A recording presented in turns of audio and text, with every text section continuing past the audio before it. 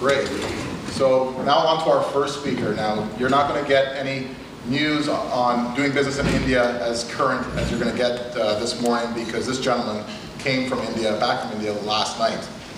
Irwin Raj is the president of Indigo Marketing Solutions Limited. He leads a team of experienced marketing and advertising professionals supporting businesses doing business internationally with a strong presence in India. He's also on the consultant roster for the Business Development Bank of Canada, assisting local businesses on their global strategies, again with a specialization on India. Irwin's presentation will help set the tone for today's session with an introduction to India, its economy, key sectors, focus areas of imports and exports, and business relationships with Canada. Please join me in welcoming Irwin Raj. Before I begin my talk on Destination India Opportunities for Your Business, I'd like to draw a small parallel to a similar situation, but exactly in converse, and that would be Destination Canada Opportunities for my business. I came to Canada just 3.5 years ago, and to give you a simple example of how difficult it is at times for businessmen from the other side of the planet to adjust here, I would like to share a very amusing incident that I had with one of our early clients. I met this client. I was trying to convince him that he should use our services. The client listens to a 15-minute pitch from me and finally says, okay, I'm interested, let's meet at Tim's. And I just looked at this client in total shock, and I was wondering, did I miss something?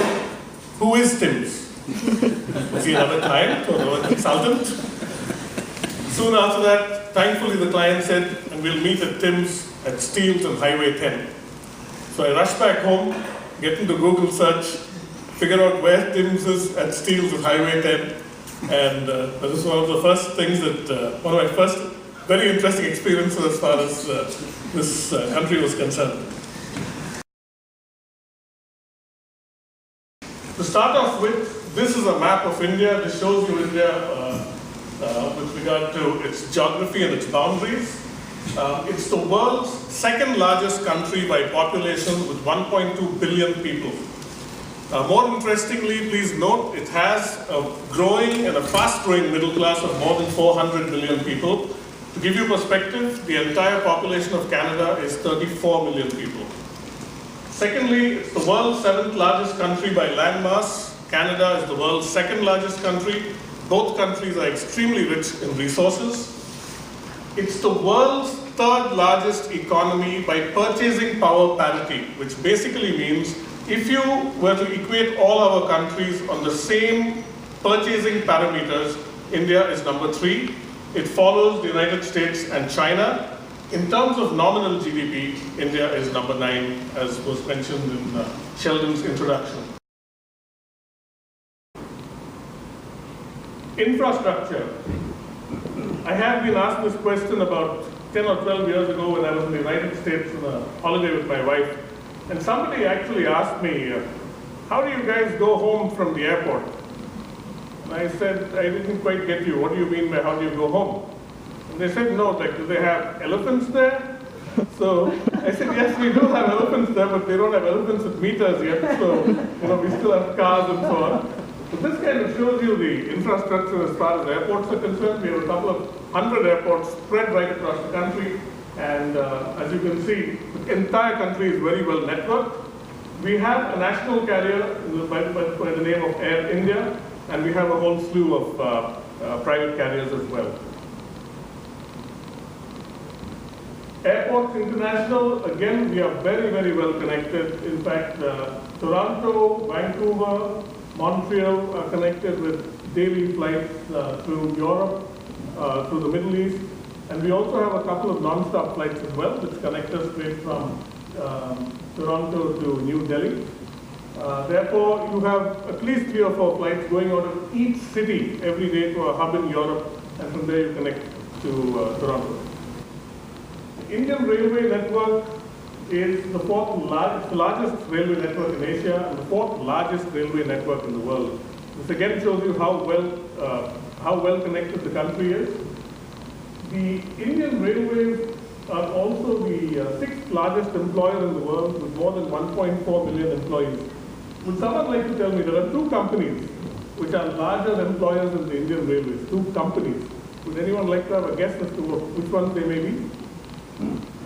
Two private companies. Walmart.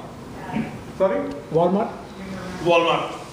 That's absolutely right. Walmart is one of them with about 2.4 million employees. And the other one is McDonald's.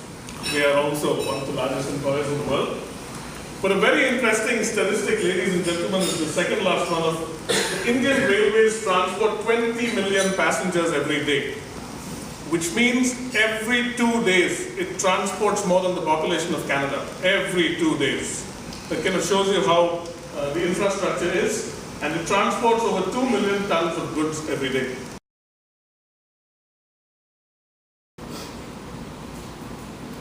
The Indian economy during the time of independence was originally an agrarian or agricultural economy. However, as the years have gone by, it has become more and more sophisticated, and today services account for 55% of the Indian economy, followed by industries at 28% and agriculture at 17%.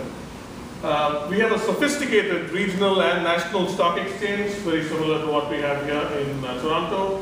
In fact, all your trades again are real time. You buy a stock, you get an automatic message on your mobile phone stating that so-and-so transaction has taken place. You draw money from your bank, you get an SMS on your mobile phone, you get an email immediately telling you that so much has been debited.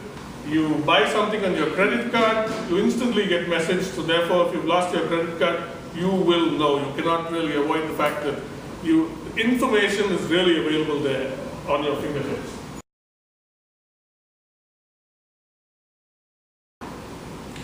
Canada-India trade. Canada and India have shared a very, very warm and strong relationship from time immemorial. And over the last 6 years, there has been a very sharp increase in activity between Canada and India. Prime Minister Harper visited India in 2009. This was followed by a visit by Prime Minister Manmohan Singh to Canada in 2010. Canada had just 3 trade offices as of 2005 in India. And this has shot up sharply from 3 to 9 in the span of the last few years. Therefore, you can see Canada certainly takes India very seriously as far as this partnership is concerned. India, again, has about 1 million of her people in Canada now. Therefore, opportunities about that aspect as well.